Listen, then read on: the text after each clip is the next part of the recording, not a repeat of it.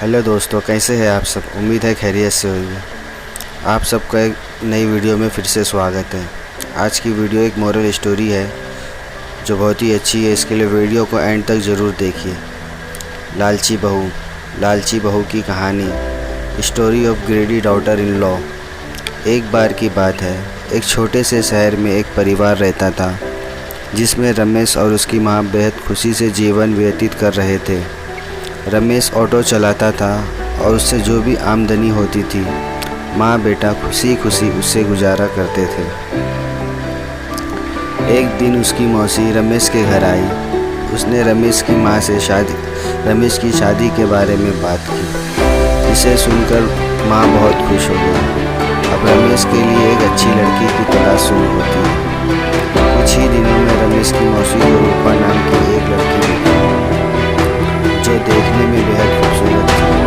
रमेश को भी रूपा बहुत पसंद आई और दोनों ने शादी कर ली। शादी के बाद कुछ दिन खुशी से बीते, लेकिन रमेश और उसकी माँ को रूपा के बारे में ये नहीं पता था कि रूपा कितनी लालची लड़की है। रूपा ने शादी के कुछ दिनों बाद ही अपनी रंग दिखाना शुरू कर दिया था। वो महीने में कई बार किटी पार्टी जैसे समारोह में जाने लगी, जिसके लिए रूपा हर पार्टी में नए कपड़े और कीमती जेवर पहनती थी। जब रूपा के नए गहने और कपड़े ख़त्म हो जाते थे तब रूपा अपने पति की कमाई से नए कपड़े और गहने खरीद लेती थी, जिससे रमेश के घर में झगड़ा शुरू हो गया था। कई बार ऐसा होता कि महीने का राशन लाने के लिए जो भी पैसे होते थे उन पैसों से रूपा अपने लिए कपड़े और गहने खरीद लेती थी। एक दिन रमेश ने कहा, रूपा अपने नए कपड़े और गहने खरीदने में इतना पैसा बर्बाद करने का क्या फ़ायदा है। आपको सोचना चाहिए कि आपके पति की इतनी कमाई नहीं है। आप एक महीने में 10 बार किटी पार्टी में जाने के लिए नए नए आभूषण खरीद कर खर्च कर सके। यह सुनकर रूपा गुस्से में लाल हो गई और रमेश से कहने लगी, तुम हमेशा मुझसे कहते रहते हो, कभी भी तुम ज़्यादा कमाने के बारे में नहीं सोचते। यदि तुम ज़्यादा ऑटो रिक्शा चलाते तो ज़्यादा कमाई होती और आज मैं आराम से नए कपड़े पहन सकती। ये कहकर रूपा अपनी सास के पास जाती है और कहती है, माँ जी, जो गहने आपके पास हैं मुझे दे दो, मैं इसे पहनकर पार्टी में जाऊंगी। रमेश की माँ ने पूरी बात सुनने के बाद कहा कि पुराने ज़माने में सभी बहुएं अपने जेवर सास को देती थी, लेकिन तुम मुझसे गहने मांग रही हो। रूपा ने कहा, तुम गहनों का क्या करोगी, मुझे दे दो।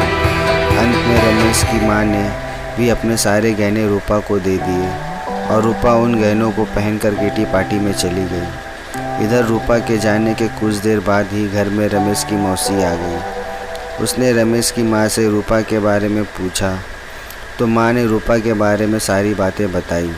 ये सुनकर मौसी ने रूपा को सबक सिखाने की सोची।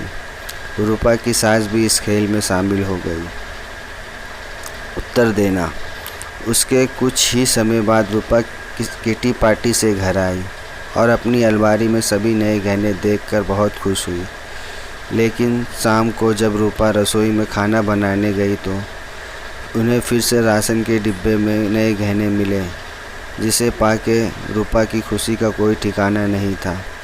लेकिन जब रूपा ने किचन में राशन की तलाश की तो उसे कुछ नहीं मिला, जिससे वो परेशान हो गई और अपनी सास के पास गई और पूछा कि माँ जी, किचन का राशन कहाँ गया है।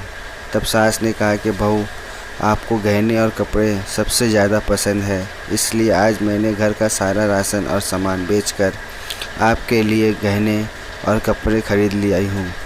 आप इसे पहन सकती हो और पार्टी में जा सकती हो। ये सुनकर रूपा ने कहा कि ठीक है, मगर खाने के बिना मैं गहनों को कपड़ों का क्या करूँगी।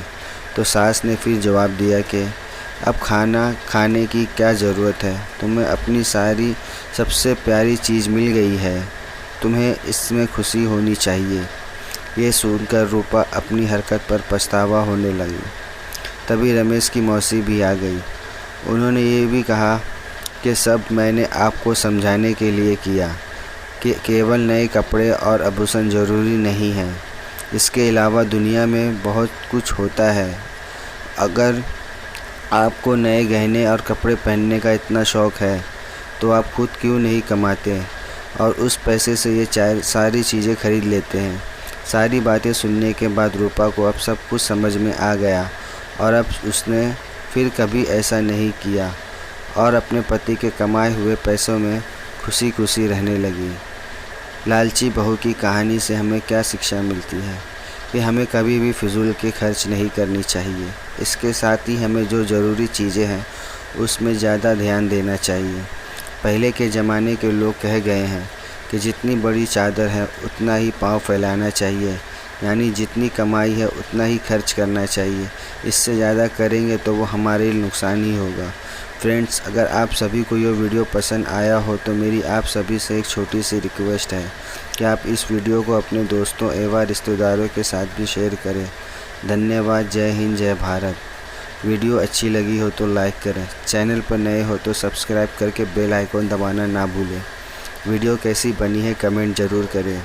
आप कमेंट नहीं करेंगे तो मुझे कैसे पता चलेगा कि वीडियो में क्या कमी है क्या नहीं, इसके लिए कमेंट ज़रूर करें। मोटिवेशनल स्टोरी वॉइस मेरे चैनल का नाम है। आप सभी का वीडियो देखने के लिए शुक्रिया।